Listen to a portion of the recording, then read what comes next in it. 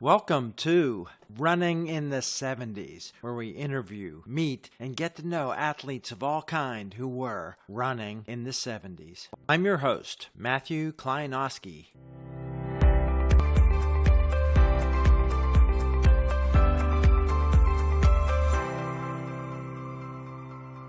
Today on the podcast, we've got an amazing runner with an amazing career on the road and on the track. I'll just spit out some things. Hopefully I'll get them all right.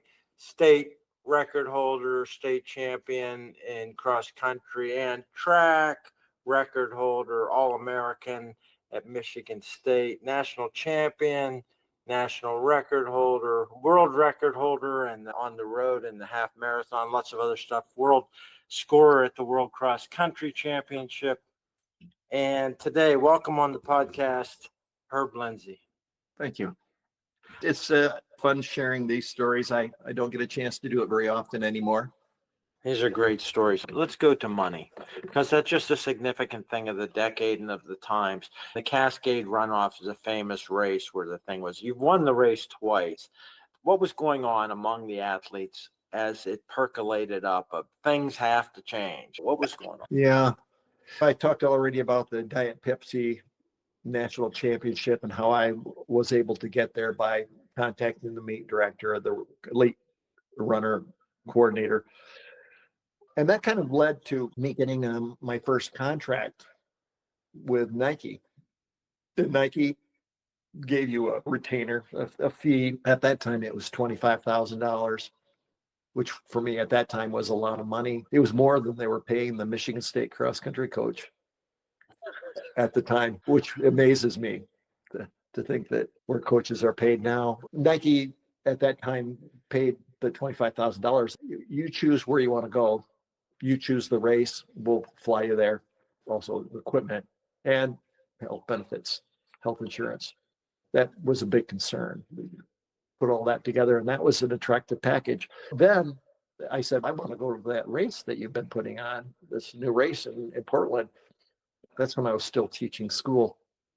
So I flew in on Friday night, went to the hotel, was welcomed at the hotel with a gift package, fruit and wine, Lemon Valley wine, and now I've never been treated like this. And I ran the race, knew the course, ran the race, used my strategy, used all the skills I could to defeat the guy from Japan, who was the sister city thing that they did with Portland. I can't remember the man's name, but he was the top ranked 5,000, 10,000 meter runner in Japan at the time.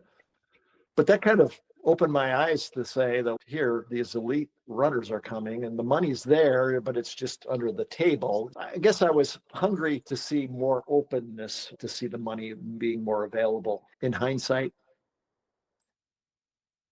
I shouldn't have been complaining, because that 2 or 3 year period where I was running well, I was getting the money, but the money was coming in the form of appearance fees, speaking fees that came under the table. But it was nice to have that money, and I was anxious to run another race. That was part of the motivation to keep going and run another race like a kid in the candy store. I'll have some of that. I'll have some of that. Oh, I want some of that. Oh, yeah, I'd like to do that. And without anyone to kind of rein me in and say, whoa, yeah, not so much, not so fast, you got to. Frank Schroeder was trying to guide me to say, you can't run that much. You got to have some time to recover. You got to have time to rest. You have to you get to stress will catch up to you in time. But the money was there. There was a group of athletes who were saying, gee, I want some of that. How do we get the corporate money was there?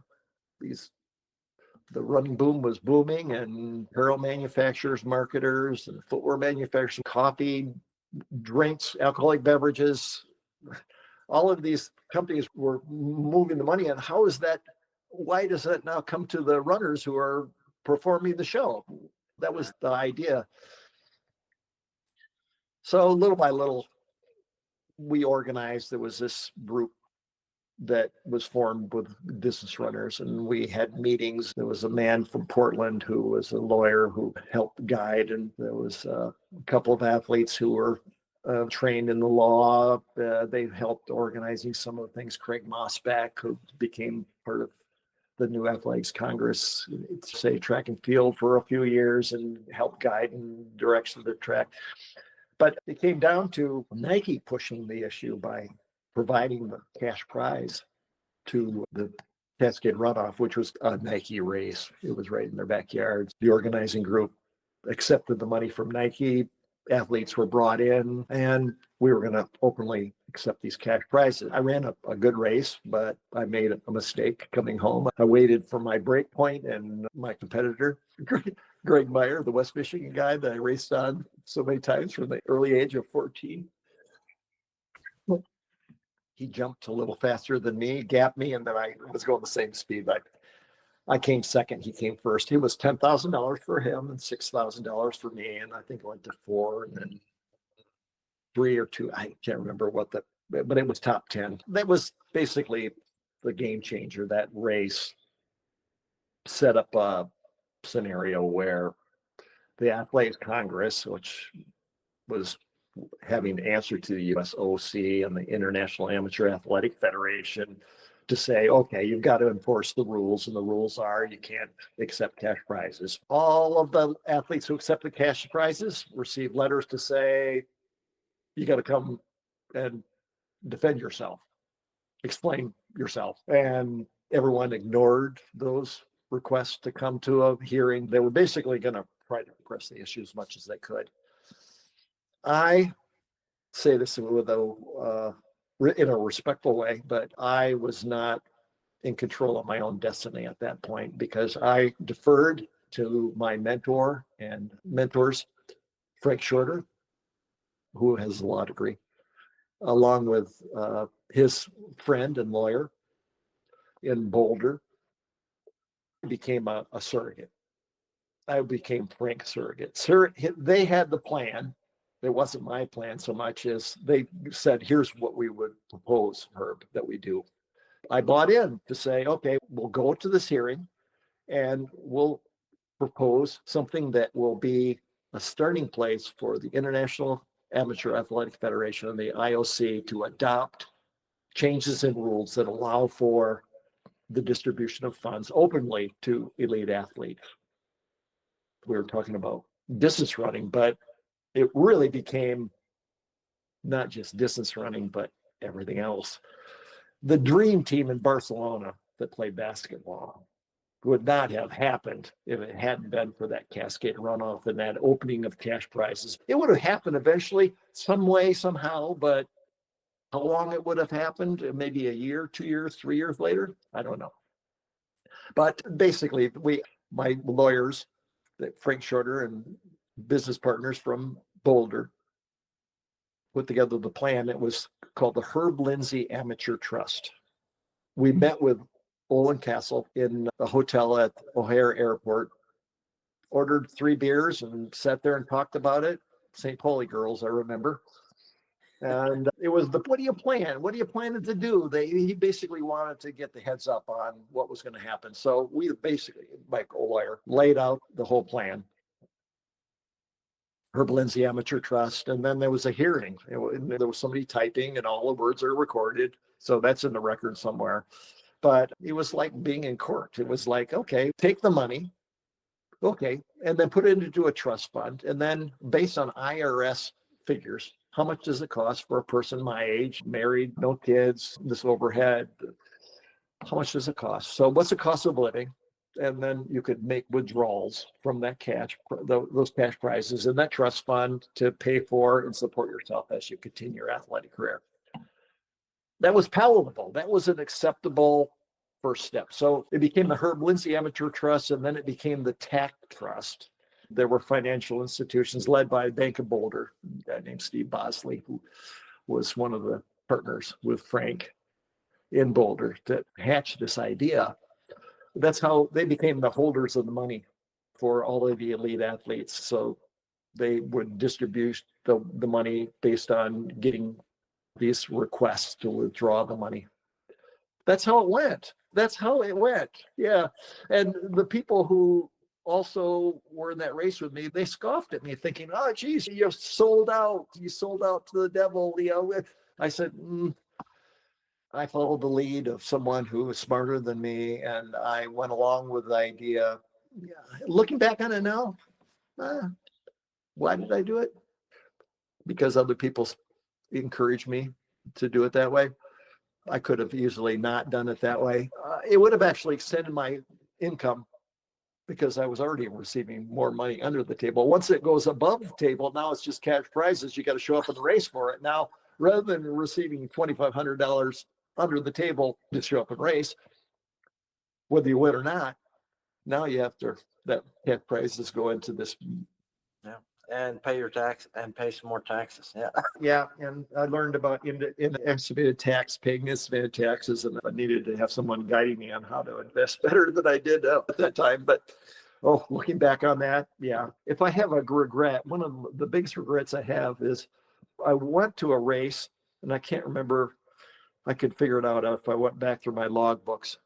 I went and ran a race, and I brought back a $5,000 check. And this is when the money was under the table, but I had a $5,000 check, and I won this race. And I came to a friend's house in my neighborhood in Boulder. And he was another guy that I came to know in Lansing. He went through high school with my wife.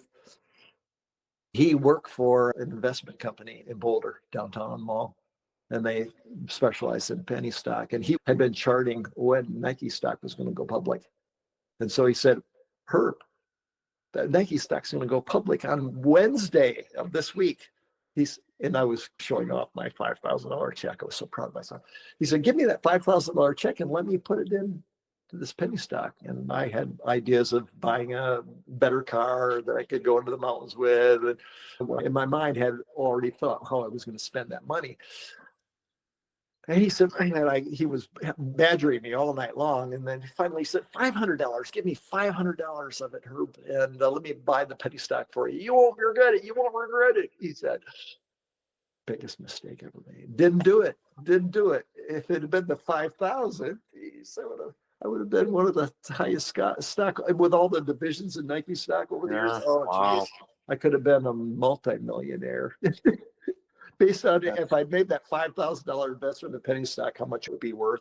I remember sharing this story with Phil Knight, and he said, yeah, Herb, you made a big mistake. That's crazy. The distribution of the money, the draws from the Boulder Bank through the trusts, it was set up and then used, and certainly some people took advantage of it and used the money. Did you feel in your interactions, was it policed very closely, or just saying, just here it is? Yeah, the Bank of Boulder oversaw and the accounting, and they are the people that reported back as to how much they had the figures of how much you could legitimately, legally, by the rules as they were written based on this Herb Lindsay or tax trust. They had the rules about how some of the money was still there just 2 or 3 years ago. Someone from Europe said, oh, yeah, they had their money held there. And so the last of the money I heard from talking to someone that it was finally, that last account was finally closed out all these years later. Just a few years ago, someone had their money there and it had been earning a little bit of money. It was set up so it earned like still 2.5%, 3%, guaranteed 2 or 3%. So it wasn't a bad investment just to have your money held there because of the deal that the bank president gave at the time.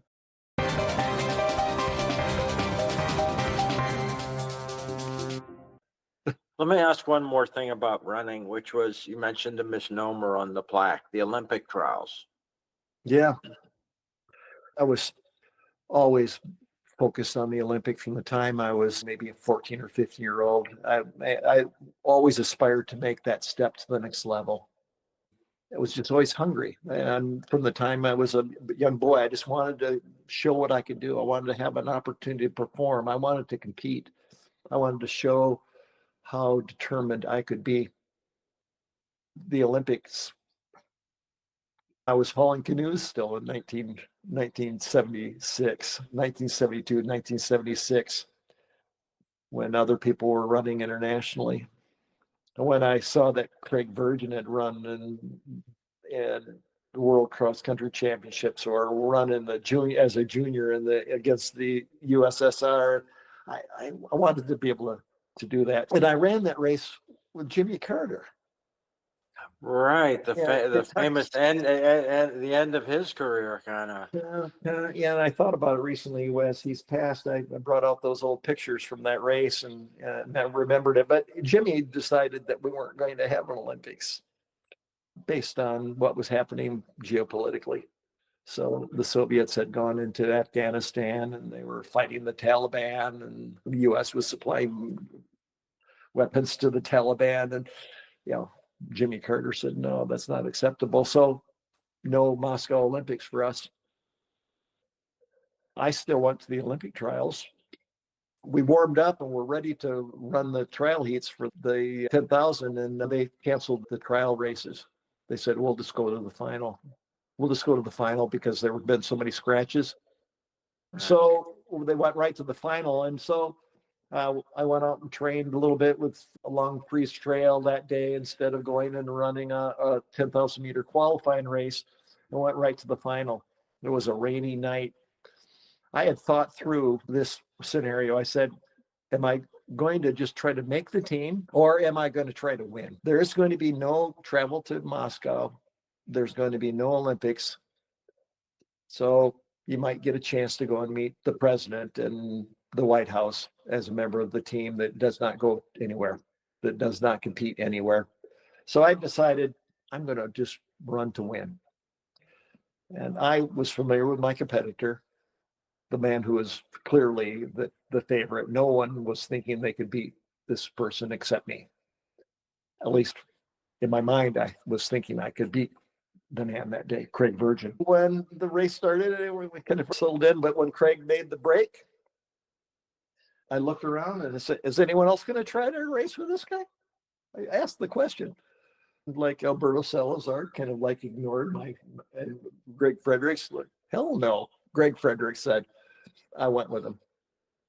And I was accustomed to doing this. My coach at Michigan State encouraged me to race this guy and try to win. I ran in the national or the Big Ten cross country championships once in Madison, Wisconsin. Faltering, coming. I tried to match his pace and he would hammer on me and I'd catch up, and he'd hammer on me and he'd catch up, and he'd hammer on me and I'd catch up. And finally I got into oxygen debt, and it's like that suffering line to the finish line with people catching me. And yeah, I already had experience with racing against Craig and knowing his strategies, and he was a tactician and he trained his body to be able to handle these fast changes. He had a more international competition, and the international competition, you got to be able to drop that kind of all out big pace change in the middle of the race and do it repeatedly and recover and do it again and recover and do it again and recover. And he was better prepared than that than me. It was a crazy race, and Craig counts it as one of the top 5 races of his entire career. And he brings it right up there with World Cross Country Championship as one of his most determined and competitive efforts. Because I was a determined competitor that day. There was one point where he actually stopped on the home stretch, and something he already done to me before. And I chose to stop behind him. You ever seen anyone stop in a race? Yeah, he stopped. But the same thing had happened to him with one of the Soviet runners that he was trailing, stopped. His coach called him to pull off in the lane 2 and stop. And Craig took the lead. The Soviet runner pulled it behind him. The Soviet runner went on to then blast away from him and win. But Craig used that strategy on me in college. And here he was at the Olympic trials, and he did it again. But I got into oxygen debt. Like Jimmy Carter did in that race at Catoctin Mountain Park. I got into oxygen debt. When you're into oxygen debt, you've got to slow down. You got to slow down and let that balance of big gases in your system recover. I did, but I lost a bunch of places. I still came back at the end of that race and ran sub 2 minutes for the last 800 meters. So it wasn't like I was jogging home, but a 28:30 something to finish 8th or 9th. I can't remember what it was, but one of the training partners from Boulder came by me. I was like, first time Mike Buman had ever beaten me, but Mike Buman does not beat me. He did that day. That was one. my first Olympic try, and I went away to this rose garden away from campus there, and I remember actually sobbing. I was so disappointed. In retrospect, could I have run and finished second or third? Absolutely. I could have easily finished second place in that race. I was better trained and more suited to race than the other two finishers. Most people can't tell you who finished second or third. I know who they are. You probably recognize their names. But then in 1984, it was a different situation, but I was super fit, super strong, super confident. I ran the qualifying race and I ran 28:20, something like that, to qualify. But it was a race where I was in the pack, running in the pack. There's a lot of this starting and slowing down and having to adjust. I was running right behind the Brigham Young guy, Ed Eyestone. And Ed's feet had a crazy leg kick when he came up. His feet came out to the side as he raced. And I was like putting the brakes on. To train for that race that year, I trained with Frank Shorter exclusively on a surveyed grass track around an athletic field around a soccer field at a Burbank Elementary or Burbank Middle School in Boulder. So I was raining on a soft surface, no tartan surface. So I was putting the brakes on all the time. And I got a big blister on the ball of my right foot, blister under the thick pad of skin. And it was burning. I went to see the trainer. I knew exactly what was happening. I had this kind of thing before by racing indoors on indoor tracks, especially where you're racing and there's a lot of tension on that part of your foot inside. The foot slides a little bit inside the shoe, causes the pain, the heat and the friction. So I met with the trainer and we drained the fluid off, and then I was putting a second skin treatment on there and taping it in position and training on it and seeing how it felt. It took a little bit of adjustment to get that tape job in the second skin material, this kind of snot between cellophane kind of thing that would go. It was going to save me. It was going to protect that foot and allow me to race without getting this re-injury and without getting the heat to that thing. And I planned to meet the trainer at this training room at the set time. I went there right before my race. That training room was shut down for the day because ours was the last competition of the day. And the only training room was open that was over here at the stadium. So I went over there, the trainer that I had worked with all week to get this tape system down, he didn't show. Instead, he had gone to a party of all of the athletic trainers that were working the meet. They had a party and he went to the party. He was drinking beer with friends. So my mental preparation, all of the focus of getting everything in place, controlling all the things you can control, getting the tape job.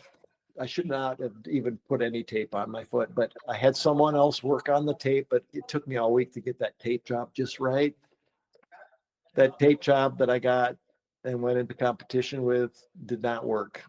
It actually created more pain, more discomfort. So every time I stepped down after the first mile, it was like I was stepping on a hot stove top. It was hot. I ended up running 28:30 and being way out of it. I just, so frustrating because I had all this fitness that I couldn't use. There's more to the story. I was so disappointed and so depressed. I left the village. I left USC, and my wife and my young child were there to greet me. And we took the train to Southern California and went to visit a friend of ours who lived there now. And I went on a train, even though I qualified for the 5,000, was entered in the 5,000. I left and I was so disappointed. I just left. I didn't have a coach really to say, what's your plan? Blah, blah, blah. There wasn't any kind of discussion like that. I just left town. So we come down to the trials, 5,000, and I'd already gone out and run a long road run with Kirk Pfeffer in the hills around where he lived. And while we were out on this training run, which was a fast 10-mile training run, on the same day as the 5,000 meter trials. I was running up a newly paved section of roadway on a busy roadway, running uphill, and I rolled my ankle on this newly paved area because there was a manhole cover that had not been adjusted. I fell into the lane of traffic, and there was a ready mix truck coming down the highway with tires about this wide. And my head was only about 2 feet from the tires. I fell into the lane of traffic as I stumbled climbing this hill and severely injured my right ankle, severe sprain. So I hobbled home, but icing it. So I get a call from Frank Schurter. Get up here. You got to run the 5,000. Frank, it's not going to happen. It's not going to happen. I just went on a training run with Kirk and I injured my ankle. There's no way I can make it there, and there's no way I could compete today. No. So that was the last time I talked to Frank about it for many years. I watched the 5,000 meter final, started watching it at a restaurant where they had a bar, and I couldn't finish watching it. Only about a year ago, I finally watched the 5,000 meter Olympic trial final. And I was so disgusted with myself. So many regrets, bigger regrets than not buying that Nike stock even, because I said, there's no way I would have let Don Clary beat me. No, respect to Don.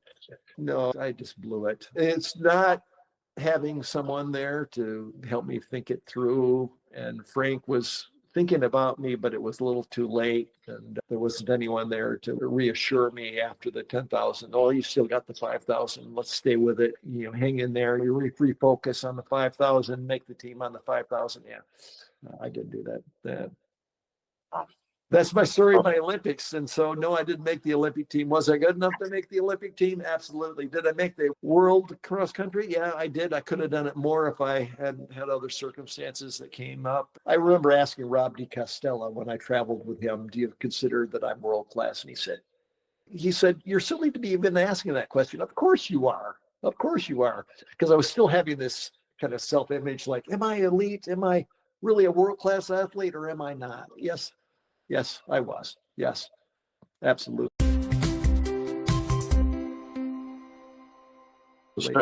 Yeah, I don't think anyone who raced against you or was in the era or was a fan of the era has any doubt either.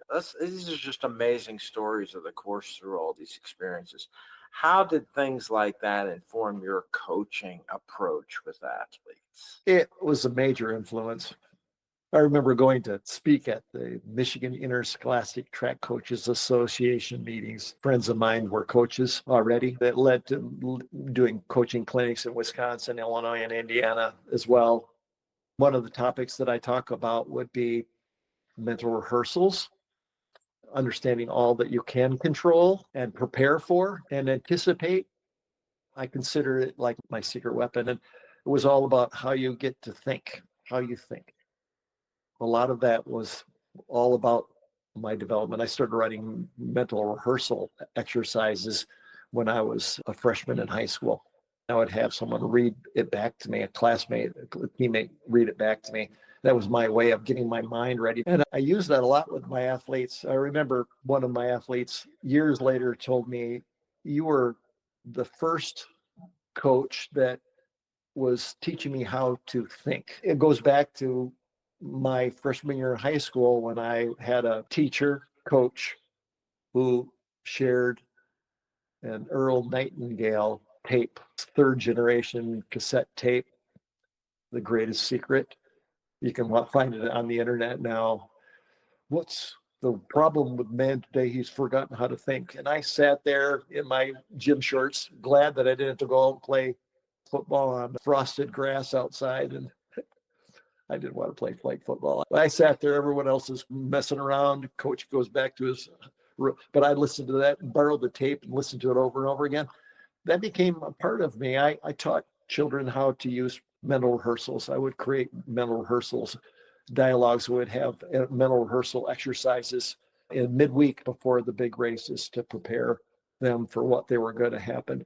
My elite runners, I returned to teaching and coaching and took over for one of my friends who was retiring, I took over his job as an elementary physical education teacher and coach of track and cross country. I coached the girls cross country state championship team and the individual champion that year. Coached her and helped her win the state championship with the kinds of things I taught her how to do and how to be prepared to do something that other people were not going to be prepared to do and how it would make a difference. And it did. It helped her win the state championship. It helped us win the girls team state championship. Some people rebelled and say, I can't think that way. That's not, that won't, if you don't believe it'll work for you, it won't work for you. But if the mind believes and your body is trained and you're strong and fit, it will make a huge difference for you. Yeah. Herb, you've done a lot of things that no one else has done. Set a world record. And you've had all these accomplishments at this level, run against the best people in the world, beat the best people in the world.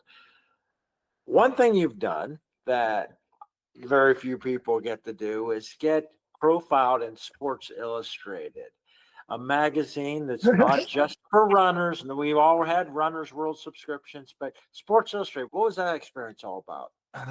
It's interesting you asked that because it was a goal of mine to have my picture on the cover of Sports Illustrated, because I don't have it anymore. I don't know how I came to lose it, but what issue it is, I don't know. But there's a cover of Sports Illustrated with Steve Prefontaine wearing Oregon. He made the cover of Sports Illustrated. It's on display in that little pub that they have on the Nike World campus. It's framed as one of the pictures of Sports Illustrated that's in that pub. It's like a pub from Boston that's in Portland or Beaverton. There it is. But it was a story of him as this evolving, emerging distance runner on the scene, and it shaped me. I mean, I want to race against this guy. I want to be as good as him someday. It's like me looking at news from Craig Virgin's running in those days. He was already at a level way above where I had achieved. I wanted to achieve that. So I never made the cover. Secretariat, a horse was on the one cover that I was featured in. And the greatest. Muhammad Ali was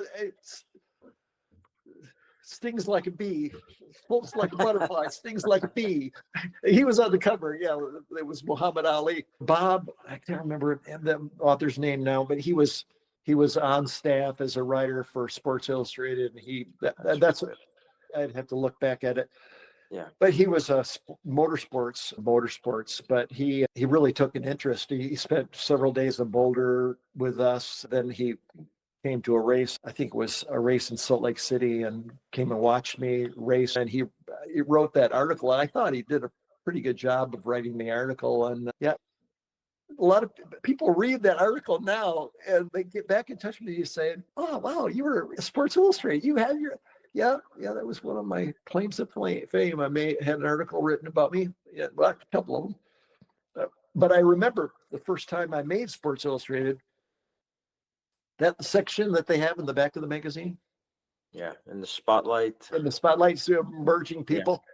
That was my first reference there. I had three things: that first reference, and then the article about me, and then the article about the Midland Run where I raced against Lasse. There's a whole nother story with that race too. And I continued to know Lasse over the years because we traveled together and roomed together in travels in South America when we raced down there. Yeah.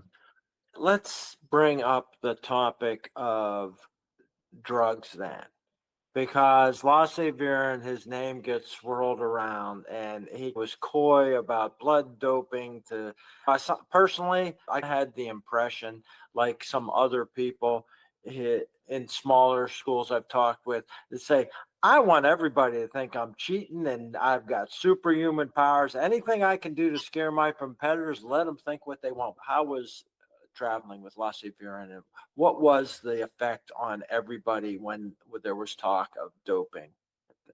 This was years after the fact now that where I'm traveling with him. He would travel to South America in his competitive years There was a Finnish community in Colombia, and he would travel and be out of the cold for a few months and travel and be in the high country.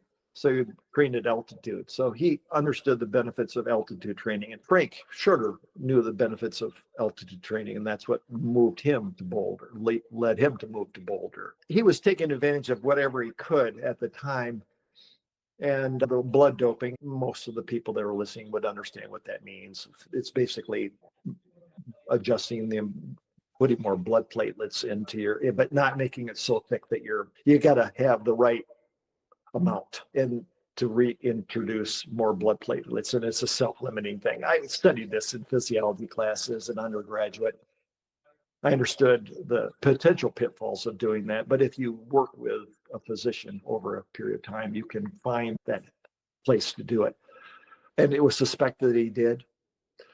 But when I roomed with him, I roomed with him because he said nobody else spoke. He spoke a little bit of English. He spoke way more English than when he would talk. Didn't want to talk to reporters or other people. He would say, "I'm going to English. I only speak Finnish." But he could carry on a conversation with you, and I loved time with him and he guided me and told me things that helped me in my career after that. He basically told me, "Yeah, I took advantage of regulating the amount of red blood cells, and it helped me be prepared to carry oxygen to my muscles.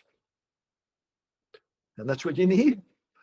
Yeah, it was something that happened. Now, as far as steroids, and those things were being used by athletes when I was racing. And sure, Frank was very aware. Frank Schroeder was one who was trying to address the issue when he was a competitor. He certainly saw the results where competitors outperformed him and their performances were enhanced by steroid use. You can only recover so fast from the intense workouts that you put yourself through. But if you can shorten that recovery period, you can train. So I don't doubt that it's still going on, that it was going on. I've read the recent books that talk about what happened with our athletes here and some of the coaches here. You're probably already familiar with those things, but Lassie said, no, he did not. He said, he told me at least that blood doping was something he used. He felt that was within the legal sense, but it wasn't. But it was, for him, in his mind, okay. But not everybody had the doctor who would work with them on a long-term basis. The Soviets were certainly doing it. Soviet bloc countries were certainly doing it. And they were also using the enhancing drugs. And they still are, I think. Yeah.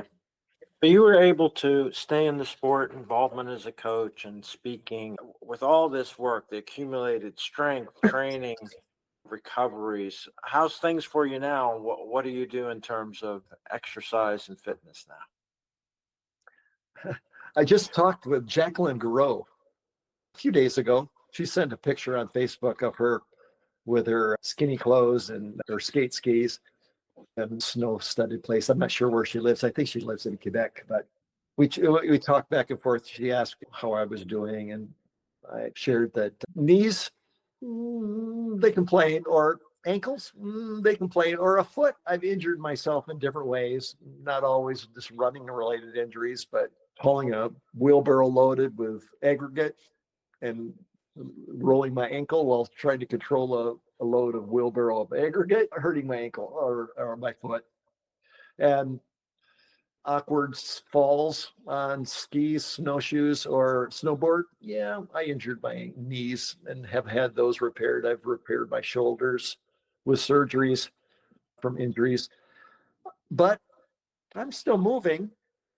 I am more fit than most people my age, and I can still hike, and I don't ski so much, but I snowshoe a lot. I snowshoe almost every day right now because we've got some good snow and I'm enjoying getting into the woods. I will be back on my elliptical and when the snow goes away, because the elliptical movement allows me to get my heart rate up to a good target range and lets me go on 10, 12, 15-mile rides where I feel like I'm an elite runner again, and I would have covered that same path running the whole distance. But now there are some nice trails, the rails trails that allow for you to cruise along. And yeah, I don't really like the sound of the machine working beneath me, but I wear headphones sometimes and I listen to music as I go. But I love the elliptical for that reason.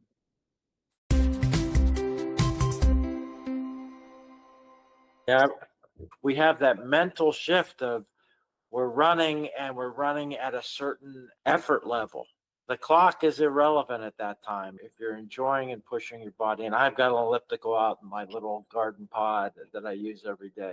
Yeah, it's fun to think about that. Letting go of elite performance and letting go of looking at the clock when we exercise. How does that transition work for you? It really comes back to where I started. I was that boy who loved to just be outside and to move under my own power and to embrace the natural environment around me. For me, I feel a relationship, and I'm one who celebrates my connection with the natural world and that see myself as being part of the natural world. And so just being a good human animal, a good member of the global community, a part of nature. If I can continue to embrace that, brings me a sense of joy and it brings me satisfaction, a sense of gratitude, and I celebrate my ability to continue to move that way. I like going outside and sharing the experience with others, and I now volunteer as a docent with a nonprofit called the Leelanau Conservancy, and we are preserving landscapes that are adjacent to the Sleeping Bear Dunes National Lakeshore here in Northwest Michigan, and making these places accessible to others and sharing them and talking about the wonderful things you can enjoy and connect with there. So letting go, I still enjoy elements of competition, but I haven't competed. I haven't competed for 8 years. My last competition was a memorable one, though. I want to share that it was a highlight. And I share this with people, but they sometimes don't understand the joy I experienced from this. There's this race in Flint, Michigan. It was a race that I ran many times. It started back in the late 1970s by the Speaker of the Michigan House of Representatives. He brought a few runners to Flint, Michigan, and they ran in the heat of day in the middle of August, the Crim Road races. And I ran there and won there and end up giving money back to the benefactors. It was Special Olympics that got the money. It's all organized differently now, and the cash prizes are there, but appearance fees aren't anymore. But they invited me to come back for the 35th anniversary of the race.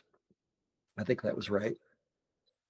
And I said, I'll come back and be a part of the press conference and the festivities. But I would like to have you count me on the 5K race. So I'm just going to run the 5K race. And I just count me. It doesn't matter what number I have. So I trained for the 5K race, and I would go out and run 2 or 3 miles 2 or 3 times a week and practice running the telephone poles to get myself up to race pace and to know how that felt, and practicing running in the racing shoes, and did my whole pre-race preparation. And then you feel like you're running again. It's like all of it's like that preset plan, the hardware, the software works through, and it's like your body is responding in the same ways it did when you're an elite competitor. I go to the line and I get up there on the starting line, and I'm looking down the starting line, and how many other world-class runners are there on the line? And I'm looking at myself and I'm looking at others, and I get into the race, and there's someone who's running right with me. They're maxing out their pace. I'm at my pace. They're at their target pace. And I just was impressed. And it was a joy to be able to race with this person right next to me. And we got about 2 miles into the race, and we're side by side, or I'm right behind this person. And then I see this guy just up ahead that looked like he was old and gray like me. And I thought, if I'm going to be in the running for Masters winner, I want to go after that guy. So I tried to push and move. I moved away from this competitor. But I was so impressed with this person. I wanted to find out who it was, and I wanted to compliment them on their race and talk with them about their race. Came to find out that this runner's name is Lucy.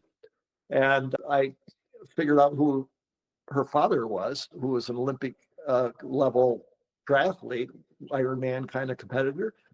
And I've watched this girl rise up through the ranks, and she's become one of the best runners in the state of Michigan over the span of 8 to 10 years. And now she's heading to Michigan State University to run cross country there. This girl, young woman who I just hope she does well. Her body's changing too. She's maturing, but I'm hoping to see her race through our college career at Michigan State University. They'll have a good team. Not quite as good as North Carolina, but South Carolina. Where is Sadie Englehart running next year, and Jesse Jaswinski? Where are they going? Southwest School. That school that's dominated women's distance running recently. Yeah. Anyway, We should look it up.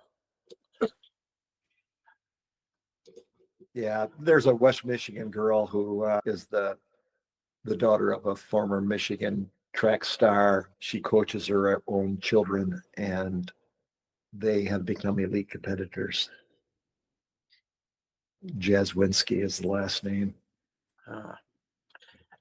That era of, it was the mid 70s, late 70s, Eastern Michigan. Was that when they were very dominant and winning? Well, Eastern Michigan is Division I, but they had a very experienced coach who was very determined, very competitive, and he recruited a man from Great Britain, Gordon Minty. Gordon was a world-class competitor. And when I came to Michigan State, Eastern Michigan was a top-ranked team. They would do well. They were ranked nationally. Bob Parks, that was his name, Coach Parks. Yeah, we went to Michigan State, went down to Eastern, and we raced a dual beat against them. And Eastern was ranked, and we were not ranked. And Bob Parks and my coach, Jim Gibbard, were kind of friends, but they were adversarial too. They just loved to beat each other. It was a big meetup with these teams, and my coach really wanted to win this meet. And he previewed the competitors, and he said, here's this guy. He's going to take it out. I can tell you, he's going to be the one pushing the pace. And sure enough, their top runner, a man named Tom Hollander, went out and raced. Gordon Minty was injured, so he wasn't able to race that day. But I went out and I was doing everything I could to handle the fast pace. He went out like at 4:20 for the first mile. It was like I'd never gone out at 4:20 for the first mile on a 5 mile or 6 mile cross country course. But he led me off course. Oh my gosh. He led me off course on his home course, but it was a course that they only used for training. They hadn't raced on it. So they ran these repeat loops around these athletic fields with these big gates or these big chain link fences between the field lines, and gates opened. But we started a second loop, and we were like, here's the other runners on the other side of a chain link fence, and we've already passed that gate. No, we were like, we're now 300 meters behind everyone. 300 meters behind everyone because we had got such this big gap to pull away. Tom basically gave up at that point. My coach was saying, yeah, you got to get back in this. You got to get back. So it was one of the most determined races of my entire career at Michigan State, was trying to catch up. We ended up winning by going to the top 3 in a dual meet. And my coach told my teammates to slow down. So the 3 of us, I caught up to them barely. The 3 of us were holding hands, crossing the line together to win and defeat Eastern Michigan. And Bob Parks was so upset. He was fuming. It was like, And my coach was gloating, and it was quite an event. I still have pictures from that race, and it was one of the pictures was featured in the history of MSU, Michigan State University cross country, that was recently compiled a 10-year project by a man from Michigan who now lives in Waterloo, Ontario. And that's where he put his staff and his expertise together to put together this fabulous history book of Michigan State cross country. Excellent. Harvey's stories just keep falling out. But let me just say, it is a pleasure, uplifting to speak with you and hear some of these memories. Your life story is just fun and interesting to go through the ups and the downs and the challenges and your approach and your impact. It's just fantastic to spend time with you, Herb. Thanks. So it took us a little while to get here, but yeah, I enjoyed it. Let's do one last thing. Could you go grab your memento with the half marathon Sure, it's right plaque, here. and let's just put that on the screen here. Sure. Oh, it's perfect. There it is. Okay, Yeah. I have to stop talking so the camera goes back to you, but I'm just going to read it. Yeah, winner Herb Lindsay, 101, 47.0. Maple Leaf Half Marathon, North Manchester, Vermont. I remember before the race going with the race director, race planner. He was taking me around and showing me the course, and he said, "Oh, let's make a side stop. I just want to make sure that the awards are in process." So we went to this woodworking shop where there's a local company. I think they're still there making these maple butcher blocks. Here's the thing for collecting the liquid if you're cutting meat off. Of course, they don't always to emboss them. I went in there and I saw that they were making these up and getting them all ready to go and everything except this information, right? I saw these before that. I said at the time, my name's going to be on one of those, but I didn't anticipate world record. It lasted about a year. But to think that there are probably 25 guys under an hour last year, but the half marathon was just not typically being run that many times at that time. And now it's more common for international competitors to run half marathons. I wish I could remember the name of the American who just set the new record, and because I just read about it recently. Mance? Yeah, I'd have to look back at the internet again. He finished second at the tape by the lean, but he got the American record. That's right. That's right. I read it. Yeah, that's right. He said I passed him just after the line. Well, yeah. This one's been hanging on the wall for a while. It's one of the mementos that I keep. Another one that's up on the wall behind me here is a picture from the East Lansing State Bank race, which was run in East Lansing for a number of years, a fall race. It's one of my favorite pictures. And Steve Flanagan is in there. Can you twist the camera because it just chops off? I don't. Where's the camera?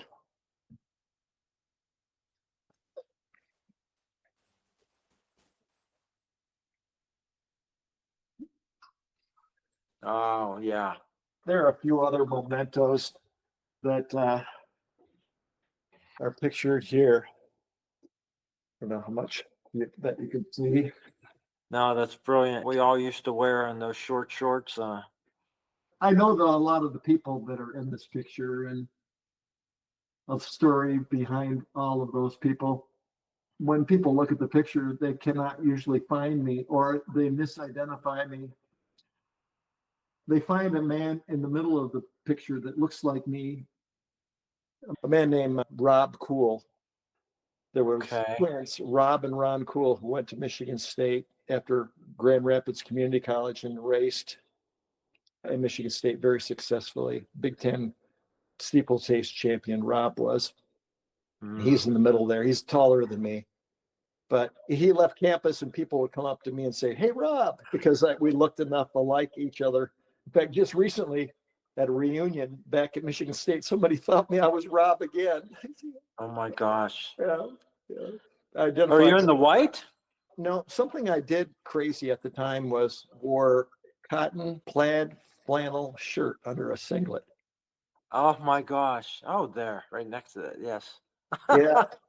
And Steve Flanagan's in the picture. He was one who helped me become a post-collegiate runner more than any other person because of his experience and knowledge of training.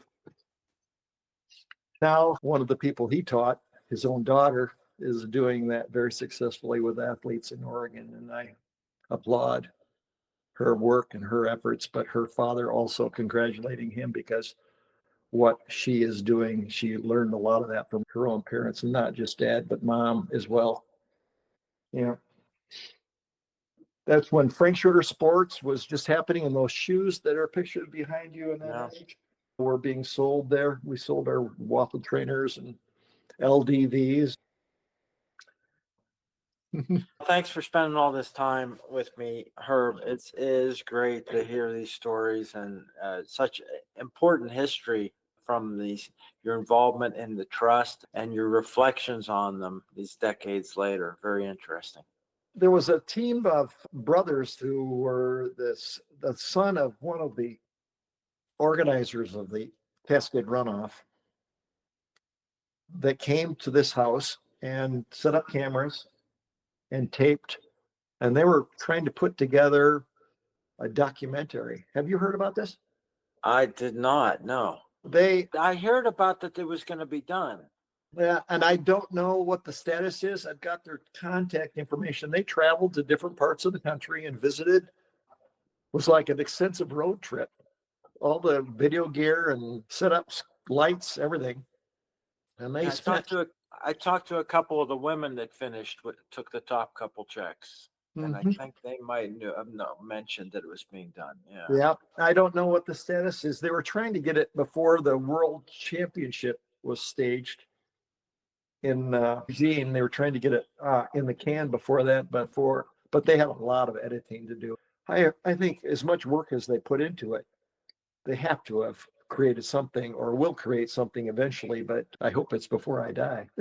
Yeah, absolutely. It would be a fascinating feature film. If they're going to do it as a documentary, it'd be tougher to do as a feature film. We've got to impersonate all the runners, and anybody who knows running is going to look at the running style, and so many running movies get running wrong, and they're not really running at top speed and anything. But a documentary, that's such an important part of running history. I like Pat Porter as Lassevieren, though. I like that. Actually, he did a pretty good job of being a Lassevieren, although, yeah. In one of them, I can't remember which film it was, but I remember Pat talking about it when we chatted. Yeah, speaking of somebody who would go out in 4:20 at the start of a 6-mile race. Yeah, I did that more often than not, and people would say, "Why did you do that? You didn't have to do that." I didn't want anyone to think they had any chance. Yeah. Well, there's a small college runner who I interviewed who wrote a book called Front Runner. Yeah. And that's an interesting psyche of people who were aligned with the Prefontaine that you're going to suffer. If you're going to win this race, there will be blood. Yeah, I was always known for starting fast and putting the hurt to everyone as quickly as I could. It became my thing. Yeah. Yeah. Okay. Yeah, I go to this camp that's kind of a historic overrun of a historic camp here in Michigan. It used to be called Wolverine Cross Country Camp. That dates back to when I was in high school. I continue to go there as a guest speaker during the summertime, and I bring my memorabilia and I tell some stories, and I do this year after year, but it continues to this day near where I grew up in Reed City, Hersey, Michigan. I'll be back there. People love to look at those pictures and hear the stories. Yeah. Thank you, I should. Oh, sorry. Yeah, I should give you a little update just because you know the guys. Maybe not. Like Pete Lucas, he's become a documentarian of human rights issues in Columbia University. He goes to Brazil with his students every year and makes these films. He's got like PeteLucas.com and documentaries about the culture. And it's really fascinating. I listened to a little of your interview with him the other day, and I thought, gee, I'd like to chat with Pete. The last time I talked to him, he was working for a company selling and installing mini blinds. Oh my gosh. I bought my mini blinds from Pete, and he came, and I remember him trying to convince me to buy the newest color, what was coming out, the new color that would be coming out when they were replacing 1970s colors with a new wave of colors, like, the new colorway was coming in. He said, purple is the color. And I said, no way am I going to put purple. Yeah, purple would have been the better choice. Pete, you were right on. Great.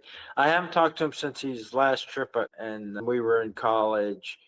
I was just like a couple steps behind him my freshman year, and then I got hurt, and then he moved to Division III. He's a really neat guy. Yeah. Yeah, he was a really neat guy. Yeah, a creative soul, creative spirit. Uh, we didn't talk at all about one of the biggest races I ever ran was in Brazil. Yeah, you won. That's And another. Let's talk about that international race in Brazil. there's this race in Brazil that I don't know how many years it's been run now. When I ran it, it was the 54th year for the race. So it continued right through the World War, and it predates air travel. But international athletes came from all around the world to run in this race that's staged on New Year's Eve. And it's named after the patron saint of New Year's, Saint Silvestre, and it's run in the streets of Sao Paulo, Brazil. And if you look online, you can see who the race winners were. Yeah, Pavo Nurmi won the race. Bibi Bakila, famous marathon runner from Ethiopia, won the race. Emil Putmans, I think, won the race. Frank Schroeder won the race. The list of people who won the race goes on and on. I qualified or earned an invitation to this race because I came second to Alberto Salazar in the National Cross Country Championships. Alberto's chose not to go, so I ended up receiving the invitation. I remember Steve Flanagan helped me. They would use a courier services that they called them then to get a visa in place and to travel to Brazil. I was recovering from a really bad case of bronchitis, and as I was traveling there, and I recovered, but I ran the race. My friend Frank Schroeder guided me to say, be ready to race in the craziest race you've ever run. And Rich Castro convinced me that I should be prepared for unexpected things to happen. And many unexpected things did happen. One of the things was I wore a Brazilian national team singlet that was loaned to me by Rich Castro, who had been a part of coaching exchange groups where he traveled internationally and been to, and so they would trade garments from the Federation. So this had the Federation logo on it.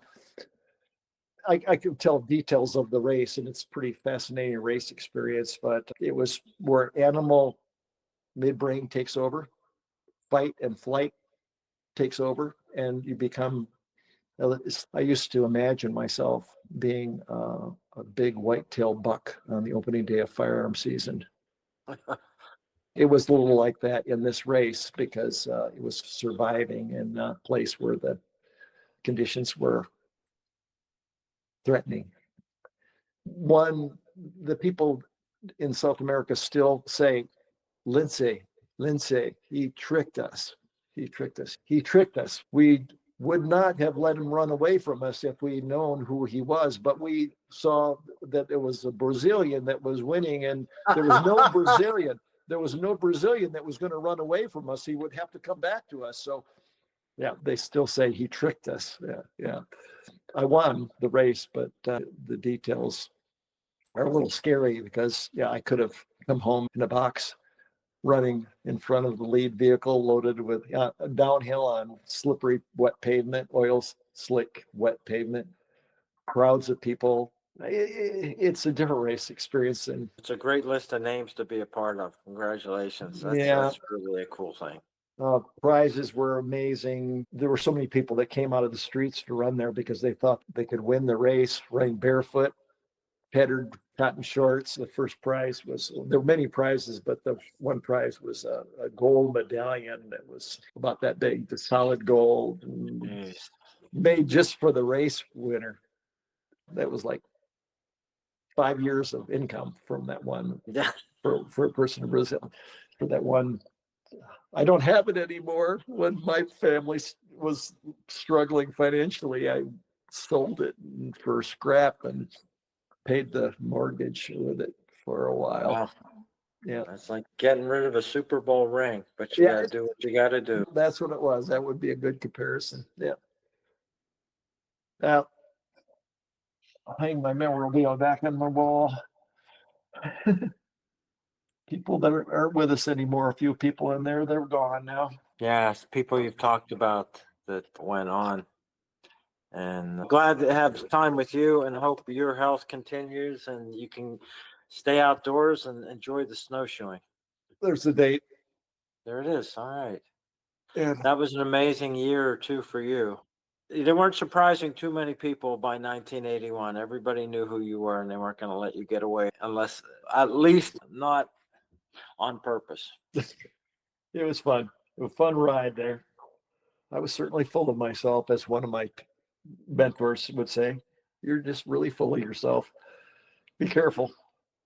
Yeah, that's interesting what it takes. You talked about the animal mode, midbrain mode, and what we have to do, the zoning, the planning, the mind, and the compartmentalization of who we are and who we become by competition, by interacting with people all over the world. It's you're ideal for this talk, not because of your impact and your success, but because of your reflections and self-awareness and struggles you've had. It's been just a joy, Herb. Thank you very much.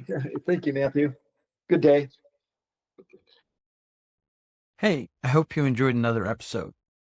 Do you have someone you'd like to hear interviewed on the podcast? You can leave a comment on the YouTube channel or on the website, running70s.com. That's running70s.com. Let me know what you think of the episodes and anyone, including yourself, you'd like to hear interviewed. I hope you enjoyed another episode of Running in the 70s. Voices, stories, and memories of athletes who were running in the 70s. Until next time, wherever you are, keep looking forward and don't forget to look back.